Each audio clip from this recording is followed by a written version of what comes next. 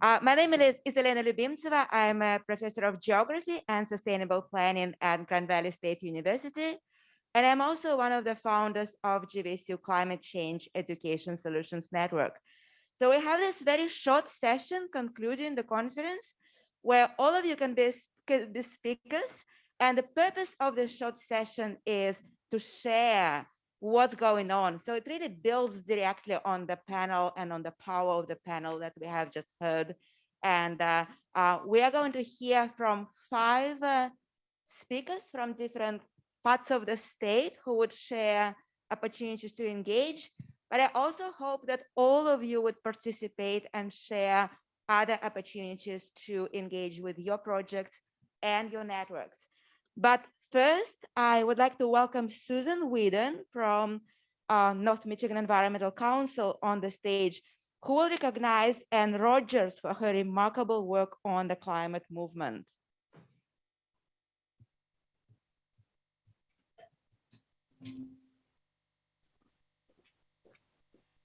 As a board member of NEMIAC, Northern Michigan Environmental Action Council, I have enjoyed the privilege of serving on the board with Ann Rogers, an icon in the fight for environmental and social justice for most of her 92 years.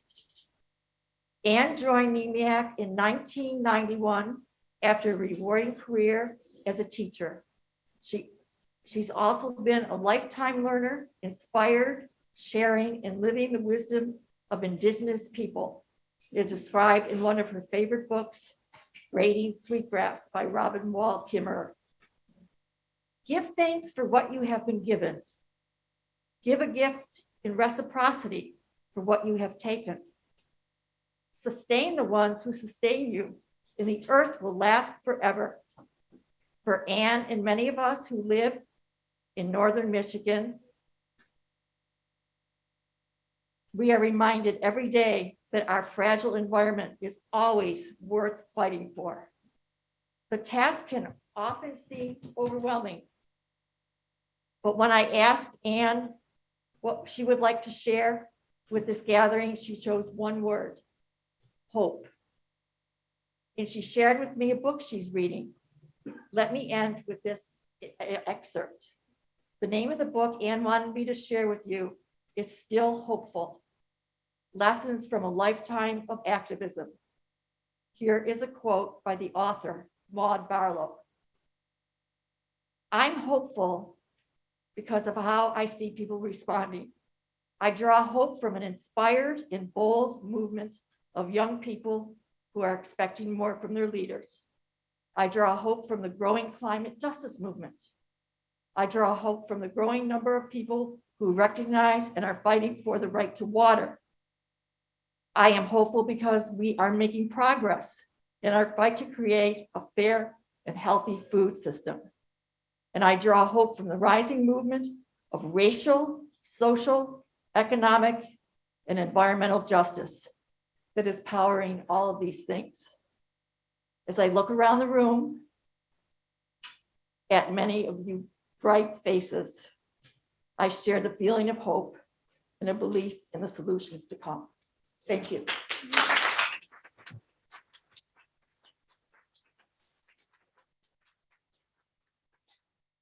Thank you very much, Susan, for this remarkable message of hope. Hope is what we need right now.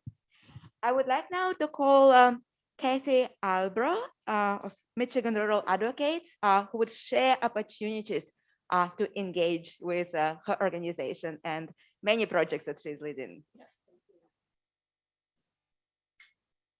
Hello. Right here. All right. I'm here representing the Michigan Rural Advocates. We are a brand new 501c4 that formed for many reasons, but mostly because we see that in order to solve the challenges that we have, we need to build our communities and build relationships between people. There's just too much division right now. So we're working really hard in individual communities to bring people together to have discussions about what we have in common and the possibilities that we can find in our community. Not just about climate, but about many of the things that it's all interrelated. The other thing that we have going is we have several grants to put out nonpartisan messaging in the next few months. And climate will be one of those that will be placing billboards all over the state and rural areas in Michigan. We have postcards and other big signs that we'll be putting up throughout rural Michigan and putting ads in newspapers and things like that. So that's basically, we want to get messages out and we want to build communities. We have a table if you're interested in getting involved. Thanks. And please don't run away. Any questions for Kathy? Thank you. Thank you.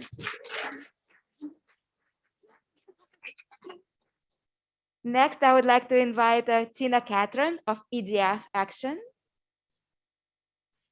Tina here? Tina Catron? And if not, how about Tricia Denton of League of Women Voters of Lane County? Hi, Tricia.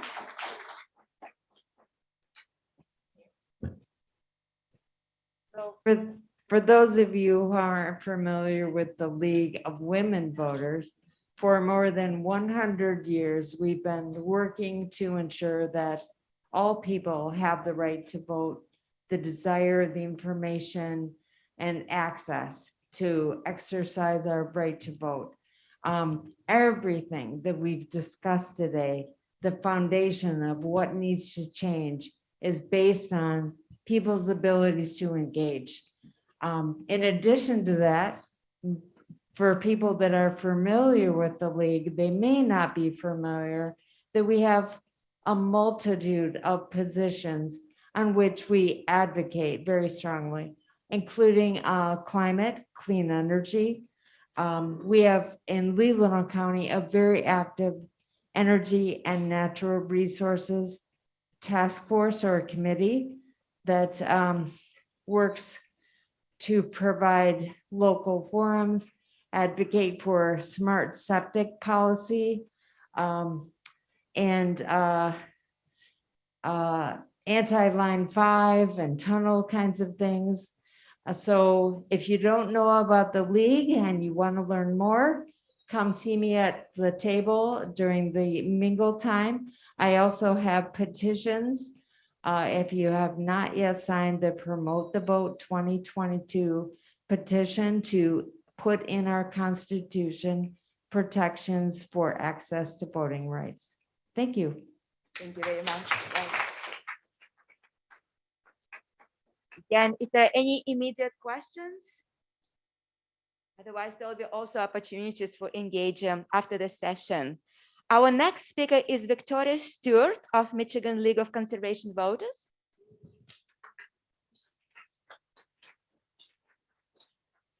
Hi, Victoria.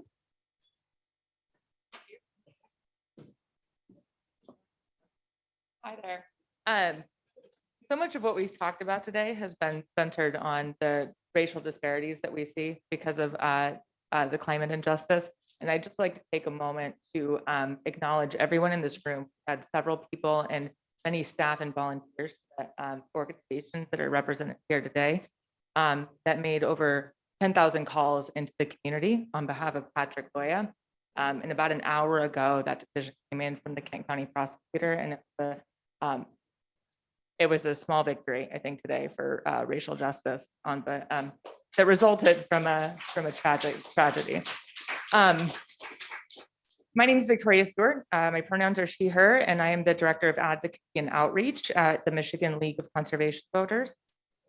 Michigan LCV has long been known for our work with clean air, clean water, and land conservation, but I'd like to take a moment to tell you about two of our other less well-known departments today and ask for your help with two initiatives. The first one is back in 2020, the Michigan League of Conservation Voters launched the Democracy for All department. And this had to do with recognizing that a healthy democracy is imperative for a healthy climate. So this is an entirely C3 organization that is focused on improving voting access for all communities. And the biggest initiative that we are currently working on through the end of the month is the Promote the Vote initiative. This is a specific ballot initiative that we know is going to help increase voting access for people of color, for people with disabilities, for senior citizens, and for those in the military. We also have our table out in the back, and if anybody would like to help gather signatures or if you haven't yet signed that petition, please come find us. The second department that we have, Michigan League of Conservation Voters, is extremely proud to have a robust internal communication team. And about, I think 1 week ago, we launched the My Healthy Climate website. It's My Healthy Climate, myhealthyclimate.com. And this is the only website that's dedicated to educating the public about Governor Whitmer's My Healthy Climate Plan. We know that this initiative is the most aggressive and most progressive climate initiative that in Michigan's history. And we really need to move forward legislation in order to make this a reality. This website is like, please visit the website. There's a pledge on there. Share it with your friends. This is going to take the entire community gathering around that in order to make it successful. If you visit our table back there, we also have some additional information on that website, and I encourage you to visit that and visit it a lot. So thank you so much. Thank you very much. Questions? Leah Wist of Conservative Energy Forum. I don't know if Leah is here. Leah? It looks like we're missing Leah and Tina. And so the last person in the session speaking is actually myself. So I'll give you a very quick update on Climate Change Education Solutions Network housed at Grand Valley State University. We started this network in 2018, and the goal of the network is to connect faculty and students and anybody involved in higher education with K-12 and the community, of course. Many of you spoke today about the importance of educating youth and supporting youth and providing also meaningful climate solutions, making sure that young people really understand that this fight is not lost and there is a bright future for everyone. And so this year, we will be hosting our 4th annual Climate Change Education Solutions Summit on Grand Valley campus in Allendale. And we're very inspired by the format of this conference. So we're also planning to mimic the MyCAN's experience and do it both online and in person. And the dates of the summit would be October 12th through October 15th. There'll be many opportunities to engage. And because this year, Global Climate Education Week is focusing on connections between climate change and health, our summit will be also focusing on connections of impacts of climate change on health here in Michigan. So I hope many of you would participate. The other opportunity to engage also coming from the Climate Network is Michigan Resources on Climate and Land Education. And this will be also the 3rd year of this project funded by Michigan Space Grant. This program is specifically for teachers. We work with the entire K-12, but primarily with middle school and high school teachers. And through this program, we're able to provide mini grants for schools to develop climate change curriculum, specific activities focusing on climate justice and climate vulnerability to human vulnerability to climate change. This year, in our 3rd year, we will be particularly focusing on making connection between online education and outdoor education. I strongly believe that we cannot protect what we don't know, we cannot protect what we don't love, and we cannot love what we really don't feel and see. And so outdoor education is a huge part of climate change education. So please spread the word. We have a table. Our graduate student, Leah Anderson, who is here, who was hosting the very first Climate Change Education Solutions Summit when she was an undergraduate student, is hosting our table. And I also want to point to my colleague, Professor Jim Penn, who is the chair of Geography and Sustainable Planning Department at Grand Valley. We're very proud to be a co-sponsor of this conference today and to be here with you. Jim would answer your questions if you have any about the new undergraduate program on climate change mitigation, adaptation, and resilience planning that is very new. And I think we need to have more students who are aware of the opportunity to major and develop skills in climate change mitigation and adaptation planning. So this is all from me. And as I promised, sorry, and you are Elizabeth. So I am delighted to introduce Elizabeth Hutland, and you are from Mom's Clean Air Force. And Thank welcome. you so much. Hello, hi. My name is Elizabeth. I am with Moms Clean Air Force. We're a million moms and dads fighting for clean air and climate for our children's health and future. We have about 30,000 members here in Michigan, always looking to gain more. But right now we're talking about a couple things that are happening federally as well as in the state level. So federally right now, the Supreme Court is examining a case in West Virginia that would undermine and undercut the EPA's ability to do their job. So today I'm asking all of you if you would come to our table for a photograph, if you were willing to, in protest of that, saying that that is not acceptable, that we need stronger protections. We don't need to undermine our EPA who are trying to keep us safe from these large corporations. So we don't end up in super fun sites. And then the other thing that we're working on is a state bill that we were trying to get onto the floor for electric school buses. So right now, 75% of all pollution, carbon pollution, comes from our tailpipe. Kids are on buses all the time. My son has had his asthma triggered from being near tailpipe pollution. That diesel pollution is poisonous and carcinogenic to our kids, and we're putting them on buses that is exposing them to that, sometimes in rural communities for over an hour. So this bill would match some funds that would bring, that would help schools that don't have the funds right now to invest in these electric school buses. It would provide the money up front for them, give them a long period to pay it back. Basically, schools can run energy from these buses if they lose power. They're also used as education. So many wonderful benefits from that. And then lastly, we're asking our Congress to please move forward on solutions for climate. We are demanding that they do something. It is enough. Our kids are being exposed to this. I want my children and children's, for all of us, to have a better future. And here are some actionable ways to do that. So I welcome you to come visit us at the table. And we have scan codes, we have postcards also about cross-state pollution. We get cross-state pollution here coming from Indiana, as well as Illinois. This would help the EPA have the authority to make sure that they are doing the Clean Air Act. So it'd help states like ourselves who have stronger air quality standards than some other states. So just some wonderful actionable things that you can do. Thank you so much. Thank you.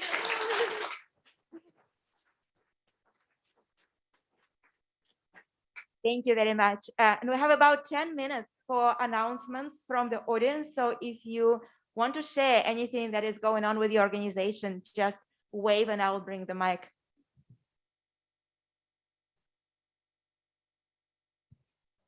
Hi, everyone. Levi, he, him with Progress Michigan. So if you are available next Wednesday at noon, I will be on, and we are hosting with partners a webinar for a half hour on a current regarding a current MPSC study on non-renewable natural gas. So Too Late Didn't Read version is we want to limit the conversion of animal manure from CAFOs to energy. And the MPSC is Michigan Public Service Commission is currently studying this, and we are trying to declare this as a non-viable form of energy, and to call it renewable energy is basically like a sham.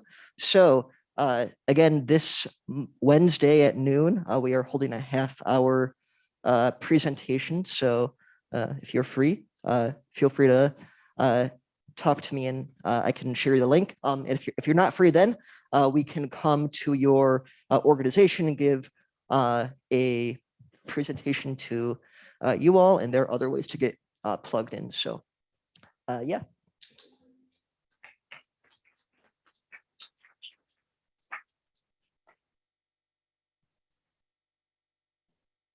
Hi, I'm Sarah Mills. I'm at the University of Michigan. I thought I would let you know about a partnership that we have with Eagle to help communities across the state set policies related to clean energy. So 2 action items in terms of walking away from today that you might think about. For places that are ready to go all in on renewable energy, Traverse City is one of them. There's others. I encourage you to take the Michigan Green Communities Challenge, sign up for that. You'll see a number of grad students that we brought with us today. Communities that are gold or silver certified have the opportunity to have a summer intern work with them, taking the next step in sustainability. If you are a place that's just starting out, check your zoning ordinance in your community. One of the things that we've been working on is this guidebook with Michigan State Extension to help communities prepare for renewable energy and specifically include solar in their zoning ordinance. We provide technical assistance. We've been doing a bunch of trainings this summer. I've got a couple of guidebooks with me, but we can send you more too. So 2 action items to make sure that your community is ready for renewables.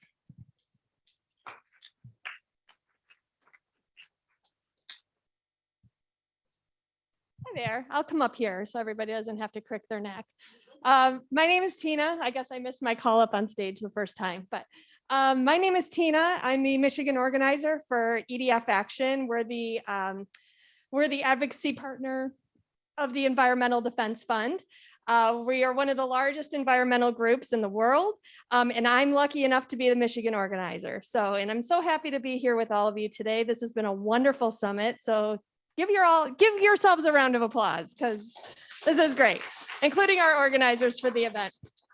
So a couple things that EDF Action has going on here in Michigan. One of the big things is that we have a climate rally and a kayaktivist event happening. If you are downstate around June 24th, we're going to be on Belle Isle. And we are going to be inviting coalition partners and elected officials and leaders in Detroit to come and talk about climate issues and conservation, environmental justice. And of course, we will be following that up with a kayak tour through the lagoons of Belle Isle. Kevin Fisher, who is my lead volunteer back there, he is going to be leading the kayakers. And he's great out on the water. He's very knowledgeable. So I encourage all of you, if you'll be in the Detroit area on June 24th, please sign up. We have a table over here. I invite you to stop by and grab a postcard that has an RSVP QR code on it. We also have petitions. So we are asking folks to sign our EDF Action petition. What that will do is that will connect you to our EDF Action network.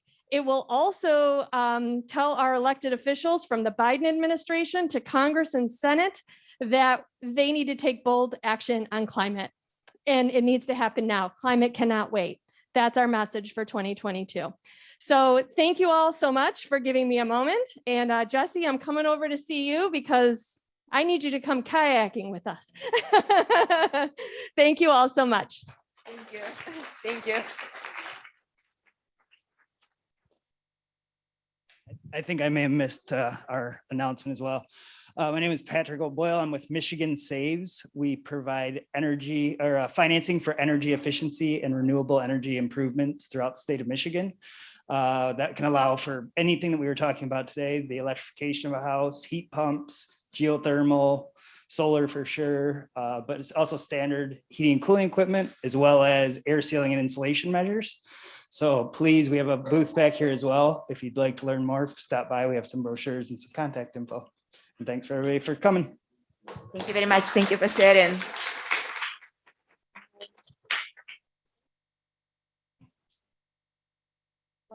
Yeah, thank you.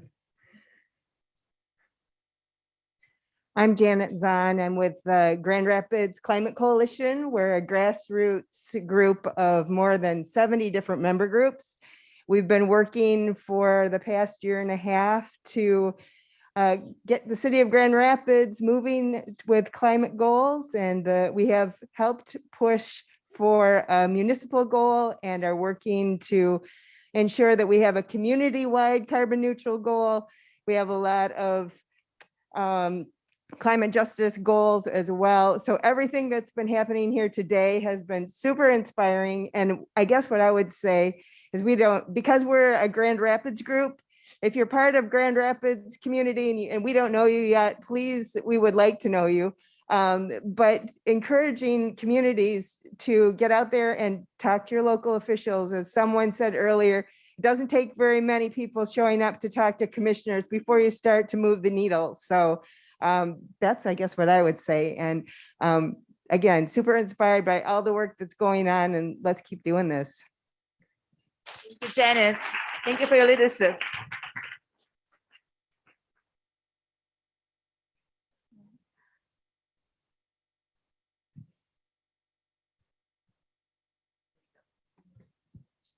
Sorry, I forgot my mask.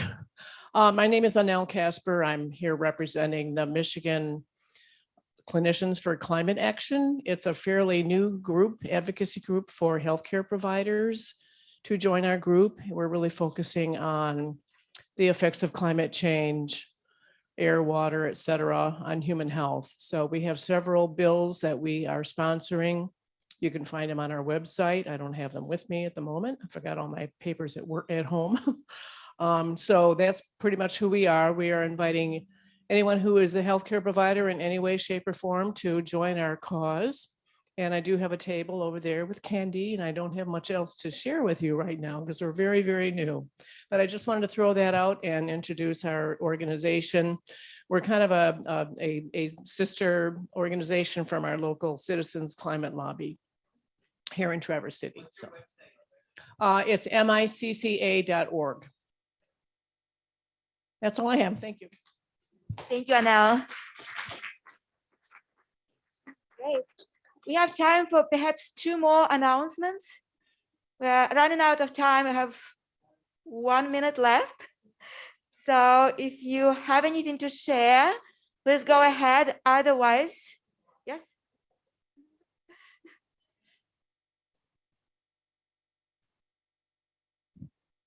Thank you. I spoke before as a father and a grandfather and a follower, and now I'm going to speak as a leader.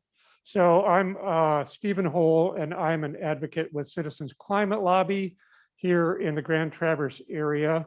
We have a very diverse and active core group doing lobbying in the federal level, and we have local educational activities.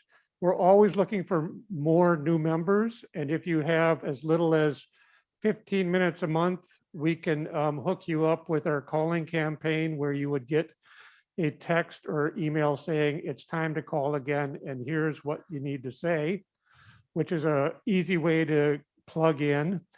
And then there's just a multitude of different ways to interact with Citizens Climate Lobby. Lots of, we're nationwide, we're over 200,000 members, over 500 chapters, we're in all congressional districts, and we're working to create bipartisan legislation that will endure, the winds of blowing the different ways that they go in DC. So we've got a couple of easels out here. The current push is to make a few more phone calls, a few more emails to our senators because reconciliation is not dead yet. And there's still a chance of getting the largest ever federal legislation addressing climate change through the Senate. It's still possible. And so now's the time, make some noise. Thank you very much.